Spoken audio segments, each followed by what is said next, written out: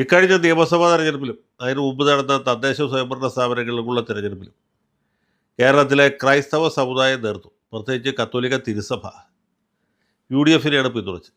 അതിന് പല കാരണങ്ങളുണ്ടായിരുന്നു. ഒന്നാമത്, ജനങ്ങൾ LDFിനും സഖാവ് പിണറായി വിജയനും എതിരാണ്. ജാതി മത ഭേദമന്യേ എല്ലാവരും എതിരാണ് എന്ന കാര്യം ബുദ്ധിമാന്മാരായി ഇവർക്ക് വളരെ പെട്ടെന്ന് മനസ്സിലായി. രണ്ടാമത്, UDFിൽ നിന്നാണ് കൂടുതൽ ആനുകൂല്യങ്ങൾ വിലപേശി മേടിക്കാൻ പറ്റുക എന്നവർക്ക് അനുഭവത്തിൻ്റെ അടിസ്ഥാനത്തിൽ അറിയാവുന്നത്.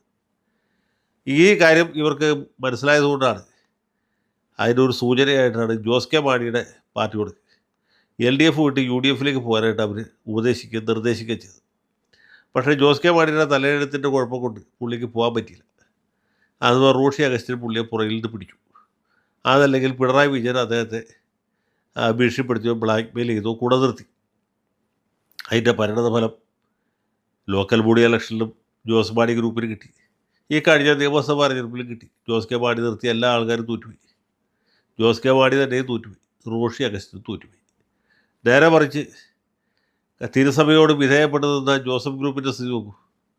അവർ വന്നിട്ട് പോയിട്ട് കാഞ്ഞങ്ങാട് സീറ്റ് മാത്രമേ തോറ്റുള്ളൂ. ബാക്കി എല്ലാ സീറ്റിലും ജയിച്ചു. അന്യതാ ജയിക്കാൻ ബുദ്ധിമുട്ടുള്ള സീറ്റുകളിൽ പോലും ജോസഫ് ഗ്രൂപ്പിൻ്റെ ആളുകൾ ജയിച്ചു. അവർക്ക് ഇപ്പോൾ മന്ത്രിസ്ഥാനമുണ്ട്, ചീഫ് വിപ്പ് സ്ഥാനമുണ്ട്. കോൺഗ്രസ് പാർട്ടിക്കകത്ത് തന്നെ തിരുസഭ നിർദ്ദേശിച്ച പല ആളുകൾക്ക് സീറ്റ് കിട്ടി.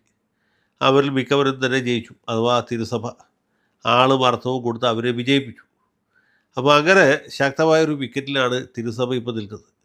തെരഞ്ഞെടുപ്പ് കഴിഞ്ഞപ്പോഴും അവർ ഇതുപോലുള്ള ചില ഡിമാൻഡുകൾ വെച്ചു. ഒന്ന്, ഉന്നത വിദ്യാഭ്യാസ വകുപ്പ് മുസ്ലിം ലീഗിൻ്റെ ഇത് വാങ്ങിച്ച് ഒരു സത്യ ക്രിസ്ത്യാനിക്ക് കൊടുക്കണം, പറ്റുമെങ്കിൽ സത്യ കത്തോലിക്കിന് തന്നെ കൊടുക്കണം. അങ്ങനെ റോജി എം ജോണിന് ഉന്നത വിദ്യാഭ്യാസ മന്ത്രിയൊക്കെ സഹായിച്ചു.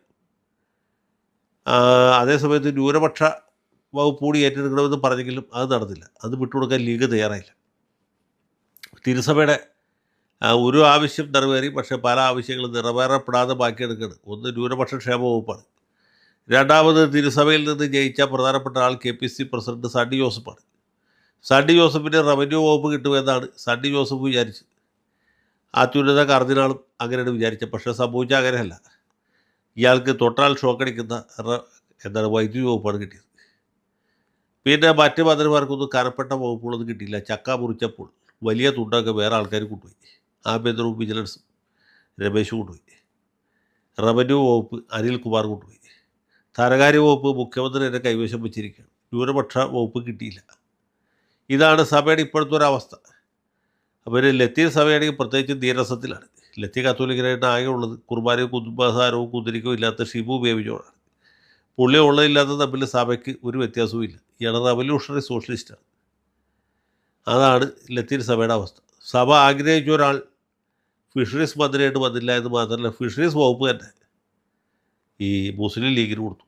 സഭ ആകെ പരിഭവത്തിലാണ്, പരാതിയിലാണ്, സങ്കടത്തിലാണ്, ആമർഷത്തിലാണ്. അങ്ങനെ ഇരിക്കുമ്പോഴാണ് ഇടിവെട്ടിവരെ പാമ്പ് കടിച്ചു എന്ന് പറഞ്ഞ പോലെ, അല്ലെങ്കിൽ പാമ്പ് കടിച്ചവരെ ഇടിവെട്ടി എന്ന് പറഞ്ഞ പോലെ എന്ത് സംഭവിക്കുന്നത്?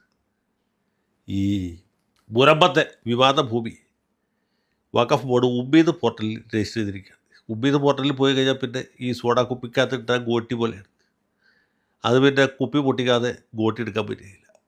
ഉമ്മീദ് പോർട്ടലിൽ വഖഫ് സ്വത്തുക്കളാണ് രജിസ്റ്റർ ചെയ്തത്. ഇവിടെ മുരമ്പ വസ്തു 404 ഏക്കറാണെന്നാണ് പറഞ്ഞത്. 404 ഏക്കർ കടലാസിന് മാത്രമേ ഉള്ളൂ. അതിൻ്റെ ഗണ്യമായൊരു ഭാഗം പുഴയും കടലും തിരമാലകളും ഒക്കെയാണ്. എല്ലാം കൂടി ചേർത്ത ഒരു 100-150 ഏക്കർ താഴെ വസ്തു അവിടെ ഉള്ളൂ.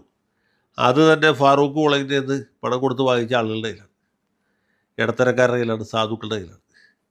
ആ വസ്തുവിൽ ഗണ്യമായൊരു ഭാഗം ഇപ്പോൾ കൈവശിരിക്കുന്നത് ലത്തീൻ കത്തോലിക്കരുടെ, ശേഷം ഈഴവരുടെ, പിന്നെ കുറച്ച് പട്ടിക സമുദായക്കാരുടെ ഉണ്ട്. നായന്മാരുടെ നമ്പൂരിമാരുടെ ഒന്നും കയ്യിൽ മുരമ്പത്തൊരു വസ്തുവില്ല. അപ്പോൾ ഇങ്ങനെ ഈ വസ്തു കാശ് കൊടുത്ത് വാങ്ങിച്ച ആധാരം അവരുടെ പെട്ടിക്കാത്തിരിപ്പുണ്ട്. വഖഫ് ബോർഡിന് ഇതിന് പ്രത്യേകിച്ച് ഒരു കാര്യമില്ല. ഇത് വിറ്റത് ഫാറൂഖ് കോളേജാണ്. അതിൻ്റെ മുത്തവല്ലി എന്ന് പറയുന്നത് വഖഫ് നിയമപ്രകാരം ഫാറൂഖ് കോളേജാണ്. അവർക്ക് യാതൊരു അവകാശമൊന്നുമില്ല. അവർ വഖഫ് ട്രിബ്യൂണലിൽ പോയിട്ട് കാര്യം പറഞ്ഞിട്ട് ഞങ്ങൾക്ക് ഇതിന് യാതൊരു അവകാശമില്ല, ഞങ്ങൾ വസ്തു വിറ്റ് പണം വാങ്ങിയവരാണ്. ഇത് വഖഫ് തന്നെ അല്ലാന്നാണ് അവരുടെ വാദം. ഇത് വഖഫ് ആണെങ്കിലും അല്ലെങ്കിലും വഖഫ് ബോർഡിനകത്ത് പ്രത്യേകിച്ച് ഒരു കാര്യമില്ല. പക്ഷേ വഖഫ് ബോർഡ് മുത്തവല്ലിയായ അല്ലെങ്കിൽ മുത്തവല്ലി ആകേണ്ടിയിരുന്ന ഫാറൂഖ് കോളേജിനെ വെട്ടിച്ചുകൊണ്ട് സ്വന്തം നിലയ്ക്ക് രജിസ്റ്റർ ചെയ്തിരിക്കുകയാണ്. അപ്പോൾ സംഗതി എങ്ങനെയുണ്ട്? മാത്രമല്ല, മുഖ്യമന്ത്രിയായിട്ട് ചുമതലയേറ്റ 10 മിനിറ്റിനകത്ത് ഈ പ്രശ്നം പരിഹരിക്കുന്ന പറഞ്ഞ ആളാണ് മഹാനായ VD സതീശൻ. അദ്ദേഹം മുഖ്യമന്ത്രി ആയതിൻ്റെ തൊട്ട് പിന്നാലെയാണ് എന്ത് സംഭവിക്കുന്നത്? ഉമ്മീദ് പോർട്ടലിൽ ഇത് രജിസ്റ്റർ ചെയ്ത്. സ്വാഭാവികമായിട്ടും തിരുസഭ കോപാകുലമാണ്. ദീപിക പത്രം വളരെ രൂക്ഷമായ ശൈലിയിൽ ഒരു മുഖപ്രസംഗം എഴുതിയിട്ടുണ്ട്. ഇവിടെ മറ്റ് പല ആളുകൾക്ക് നീതി കൊടുത്ത കേരള സർക്കാർ, മഞ്ഞക്കുറ്റികൾ പിഴുതു മാറ്റിയ കേരള സർക്കാർ ഈ വഖഫ് ബോർഡിൻ്റെ പച്ചക്കുറ്റി എന്താണ് പിഴുതു മാറ്റാത്തത്? ഇത് ലത്തി കത്തോലിക്കൻ്റെ നെഞ്ചത്താണ് കുറ്റി അടിക്കുന്നതൊക്കെയാണ് അച്ഛൻ വളരെ വികാര തീവ്രമായ ഭാഷയിൽ മുഖപ്രസംഗം എഴുതിയില്ല. ഇനി ദീപികയുടെ മുഖപ്രസംഗം വായിച്ചിട്ട് ഈ സതീശൻ്റെ മതേതര സർക്കാരിന് വല്ല മനംമാറ്റം ഉണ്ടാവും. ഇത് വഖഫ് ഭൂമിയാണ് എന്ന കാര്യത്തിൽ കുഞ്ഞാലിക്കുട്ടിക്ക് സംശയമില്ല, ഇന്ത്യയുടെ മുസ്ലിം ലീഗിന് സംശയമില്ല, വഖഫ് ബോർഡിനും സംശയമില്ല. അപ്പോൾ ഇങ്ങനൊരു സാഹചര്യത്തിൽ മുനമ്പത്തെ പാവപ്പെട്ട ആളുകൾ എന്ത് ചെയ്യും? മത്സ്യത്തൊഴിലാളികളടക്കം, ചെറുകിടക്കാരടക്കം, പാവപ്പെട്ടവരടക്കം, സാധാരണക്കാർ എന്ത് ചെയ്യും എന്നുള്ളതാണ്.